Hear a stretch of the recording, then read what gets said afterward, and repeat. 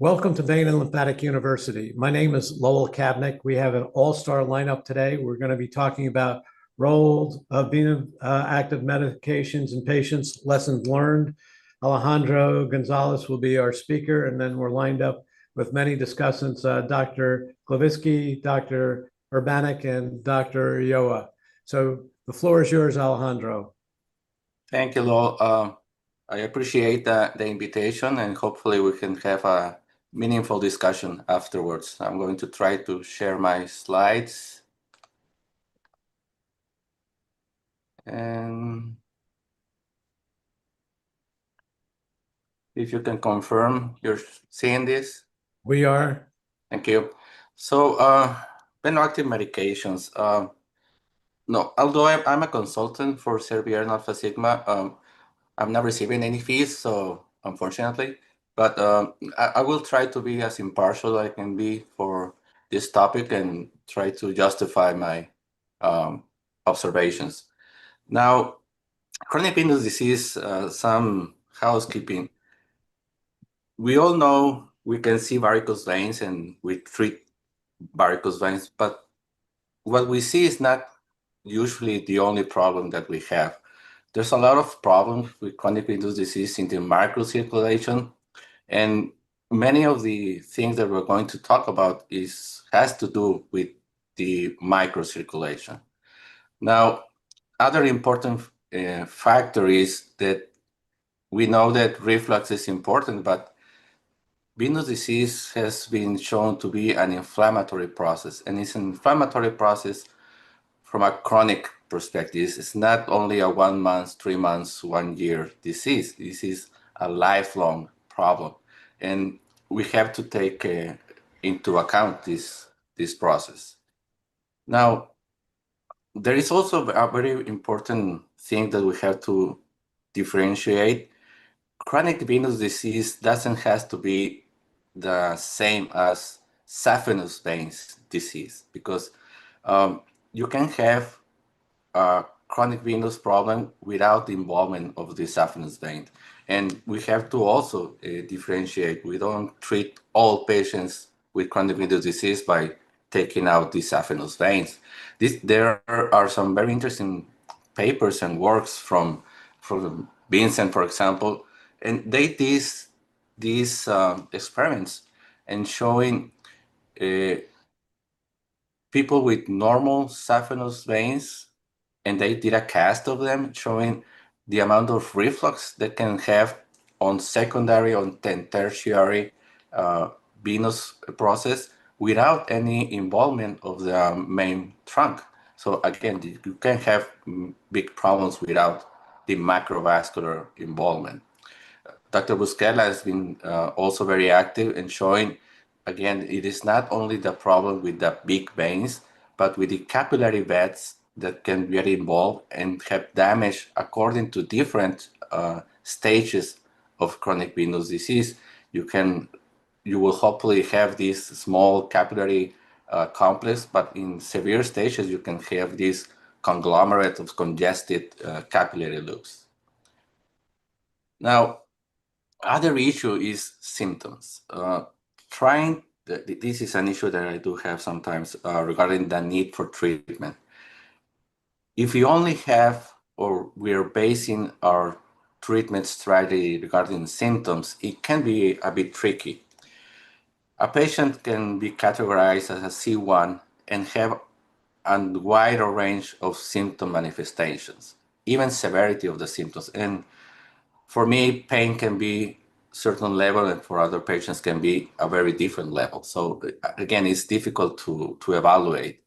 And unfortunately, although we use a SIP as a staging classification, we don't use it completely. So we are limiting the SIP classification. And you can have these patients and these patients and these patients. But for me, for example, this patient has a more severe problem, because although it may be not shown better in the picture, but it's not only have small veins, but it is the hyperemic little dots that have a more severe hypertension manifestation.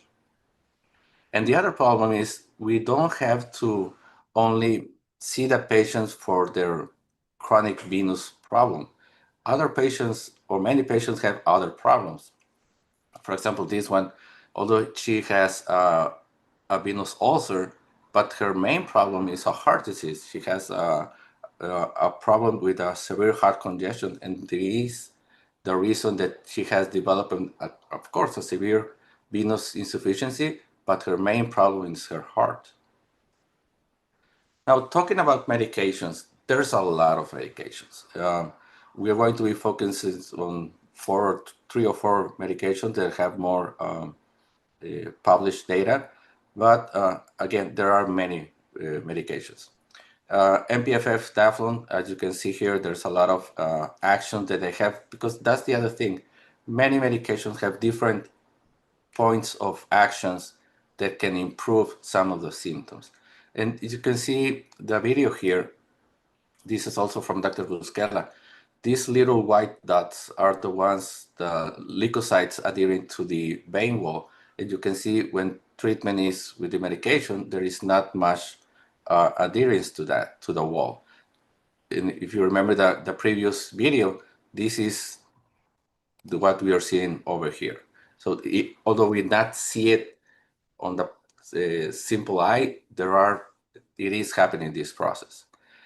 One other medication, we have rutosids, you have the calcium dovasolate. Again, some actions are similar, but some effects are similar, but the action that where they work on is different. Again, another kind of the medications. Sulodexide acts a bit different, because the main action of sulodexide can be improving the normal endothelium. So it is also an indirect action to get a better condition for the local problems. Now, there are very, as I said, effects that can have different medication, as you can see. Venous stone, change of the vessel wall, endothelial barrier permeability. Not everyone acts the same, and also have different symptoms that can get better results with them. This is where experience can help, as long as you start using this kind of medication. If a patient has more heaviness, fatigues, you can use certain medication for better results, or more edema, you can use another medications. And also, not every medication, not all Venoactives are the same. There are different, this is an old table, but just to show that there are different amount of published data for every medication. So although there's a lot of Venoactive medication, not every medication has the same amount of research behind that. There are some problems that I think there can be explored in another topic regarding even the same medication is not the same in all brands, because you can have similar or generic brands that don't have, again, the same research background. And you can have medication that, as in clothes, as you can have Adidas with a C or with an H. There are medications that can sound the same, but they are not the same. And also availability and insurance coverage. In Mexico, unfortunately, we are very limited to the amount of access from our social health care to these kind of medications. And it is very interesting all over the world, the different amounts of medications available. Even for some regions like Europe, even Latin America, that MPFF, for example, has been around for 20, 30 years. In other places, for example, in Asia, it's only been available for the last 5 years. So they're very new to this approach. And in some places, even Venoactive is not, they don't believe in it. In US, in UK in particular, the US is starting to change a little bit. And one of the, I do think there are being more reference to this is this paper from the Cochrane review, that the problem is they enclose all the medications and analyze together, and that's a bit unfair. But we have different societies that have the recommendations. The European societies have a nice recommendation. The recent guidelines from the ABF and SDS also recommend the use of MPFF in particular in Ruscus. Monica has a nice papers showing the benefits of different Venoactive medications in chronic venous disease. So there is some benefits, some published data. In patients with C1, C3, what can we use? Symptom relief. It works very well in relieving the immediate discomforts of this disease. It can be used alone as a monotherapy or in conjunction as with compression. And sometimes we can use it before treatment of sclerotherapy or even surgery. In more severe stages, Venoactive are not a medical drug. It's not that you are going to have the benefit only healing with medication. You do have to use compression in these patients and control their comorbidities. In particular with venous ulcers, there is also specific recommendations. We are working on a more current guidelines that 2014 only recommended pentoxifylline. This is going to change with the new guidelines. The Europeans recommend rutosys, pentoxifylline, sulodexide, MPFFs as an agent for these patients. Again, Monica had a 1-2 punch with Venoactive medications, also using in post-thrombotic syndromes. And again, this can be also help the use of Venoactive medications in patients when you're planning a surgery, when you're planning a procedure, because it's not that the patients come to your office and have immediate surgery. You have to schedule this, and you can treat them and help them while you're planning that treatment. You can combine different Venoactive medications also. So the take-home message will be there's different actions of Venoactive medications. You can tailor regarding your experience and what specific symptoms sometimes you want to treat. It is not that you can either use one or the other. Compression is still a very important part of the venous treatment. And although there's been around for many years, there's still a lot of things that we need to learn from Venoactive medications. So thank you so much. I will appreciate any comments and we'll try to respond to any questions that you have. I will start sharing now. Thank you, Alejandro. I will turn the floor over to Monica, who either has comments, questions, or whatever. Please go. Okay, I have several small comments. First of all, venous ulcer guidelines 2014 already included MPFF, but it was not followed in the United States, you know, as you pointed rightly. Secondly, I would like to emphasize that actually our vision of the mode of action is changing because sulodexide proved that activity on the endothelium. And now, just recently, Diosmin had a similar study that also showed the protective effect on glycocalyx and endothelium. So it might be that all the this effect that we observe, like the anti-inflammatory and some other action, is related to the glycocalyx and endothelial protective activity of those drugs. So this is one. Now I have 3 questions actually. First of all, you know, like what is your position in the globally in the treatment of venous disease? Because actually, in my opinion, the Venoactive treatment is the only one that, with compression, of course, that is a kind of conservative treatment that might improve the prognosis of patient long term, because all other treatment are actually you destroy the vein. So what is your thought about this one? Okay, And let me answer this one first, because then I will forget the Yeah. first one.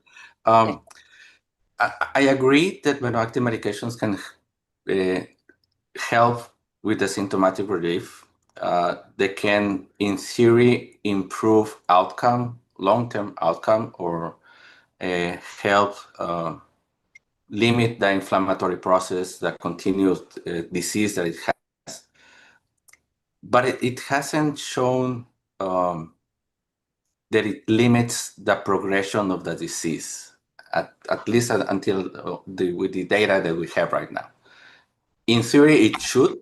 If you use it by 5 years, it could help some long-term effects, even with cardiovascular comorbidities that we are hearing now. But in theory, there is no published data on that.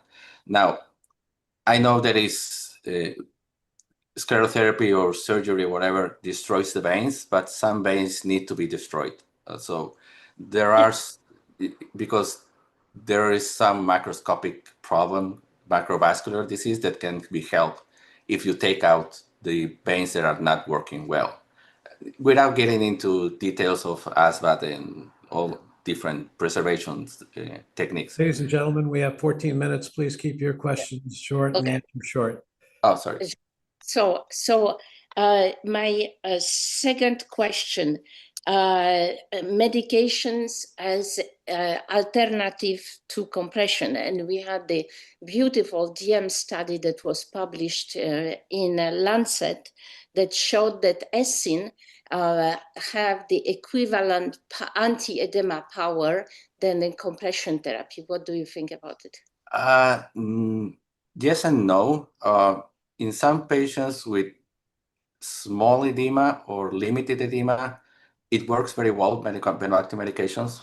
For example, I do like dobesilate calcium very well for edema, but there are patients that need compression. There are patients that will definitely benefit for compression, even using Venoactive medication. So again, there are stages that you can use those. Thank you. And then my third question is safety of this treatment. So all adverse event, what do you think about it? Because it's very safe. It is a medication, then there are going to have problems with some patients, mostly with gastrointestinal problems. But there are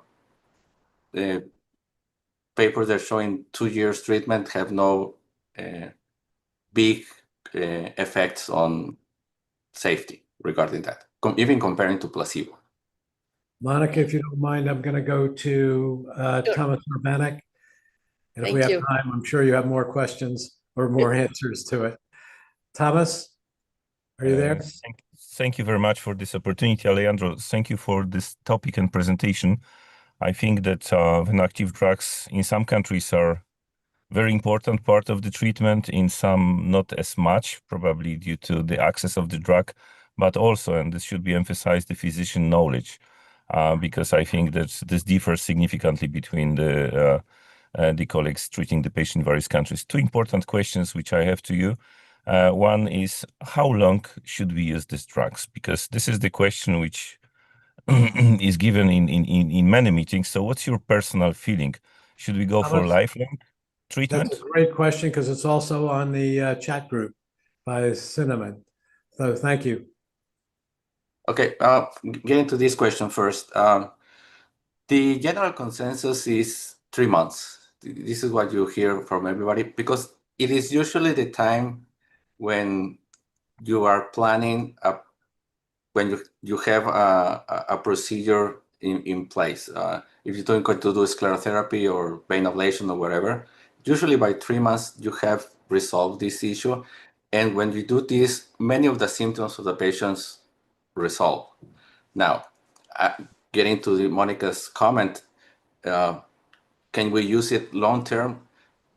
To be honest, I try to use it long term, but many patients in Mexico don't have access to it and they cannot support. And since they don't feel too bad, because after a few months they feel better, they stop using it. But I do have patients with long term the use of Venoactive medication.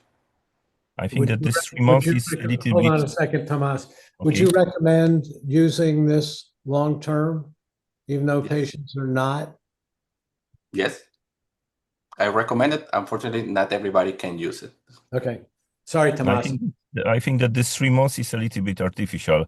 I understand this concern patients who you qualified to any kind of invasive treatment, but there is a big number of patients which will be never treated invasively or are unfit for this kind of treatment or cannot afford. So I think that we still have the big group of patients where we can continue the patient. And good example are, for example, the patient with venous like ulcer. So if you are able to use this kind of treatment for a month in a patient to support the healing, why in the other group we should just stop this after 3 months.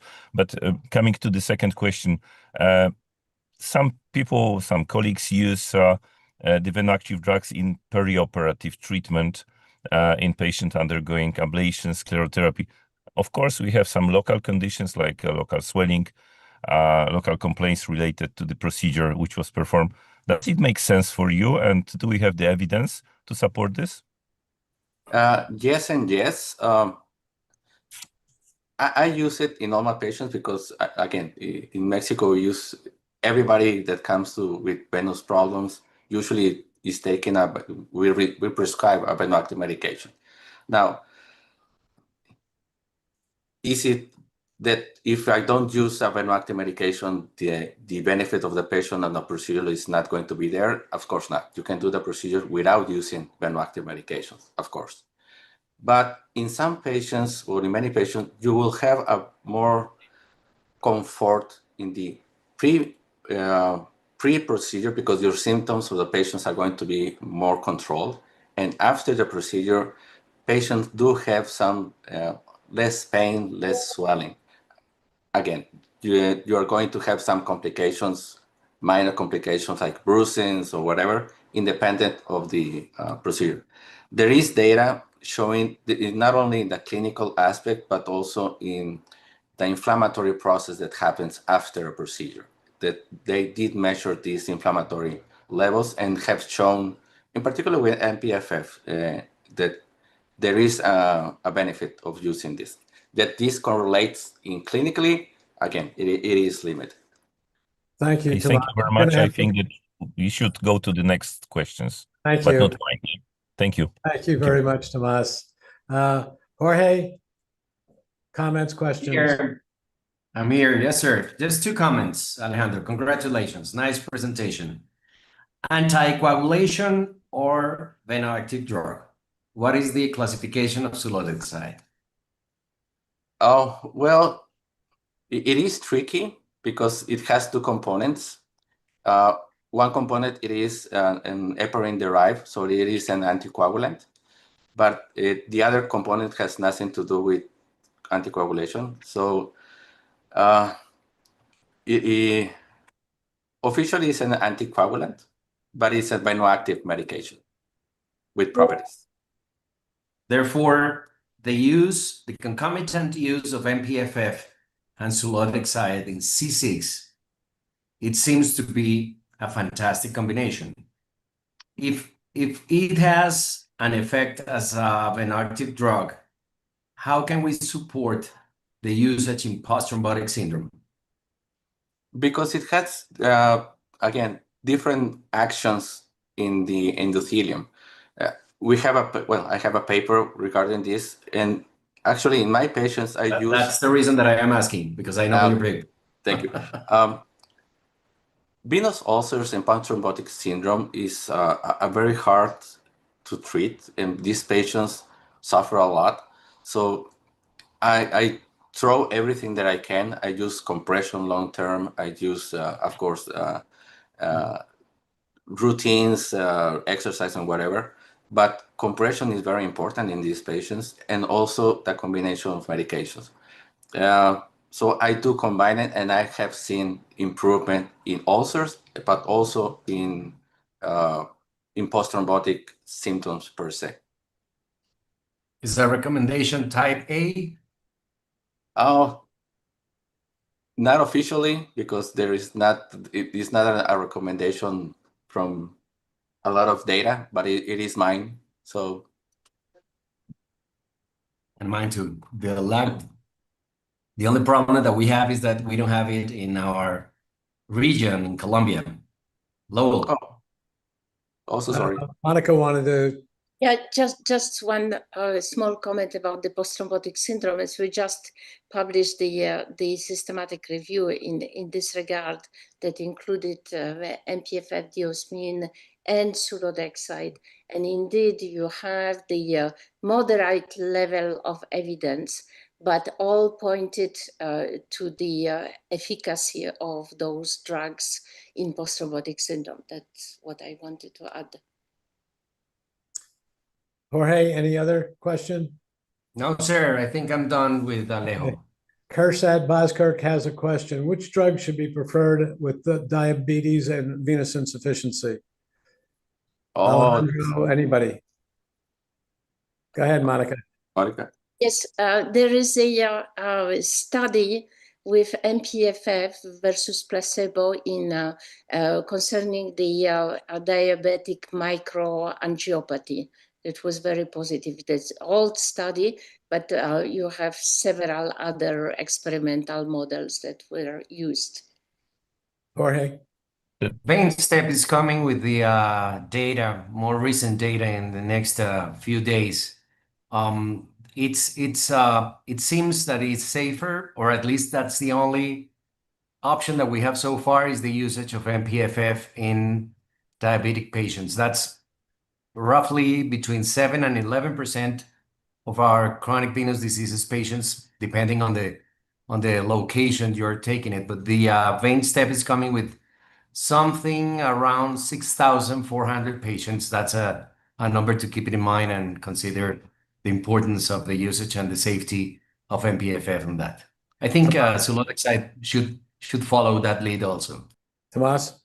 If you use for the experimental studies and also some clinical studies in patients with micro and macroangiopathy in diabetic patients, two other drugs I think should be added. It's sulodexide, and this is also the good field to use calcium dobesylate, especially in visual problems related and some other pathologies. So I think at the moment the best evidence we have about MPFF, sulodexide, and calcium dobesylate. We do not have any head-to-head comparison.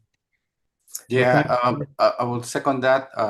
We did a subgroup analysis in the VeinStep with diabetic patients, and there is an improvement on the using of MPFF. And also with sulodexide, I did another study that is more on biomarkers, and there was also a benefit in the control of Venoactive or inflammatory endothelial biomarkers with using sulodexide compared to placebo. This was a placebo control. I'd like to thank everybody. I'm just trying to figure out what we're missing in the United States.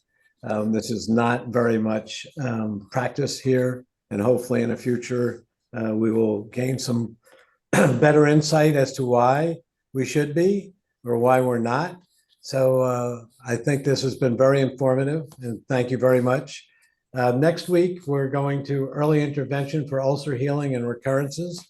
Our speaker is Professor Gold, and our discussants are Professor Davis and Laura Redmond.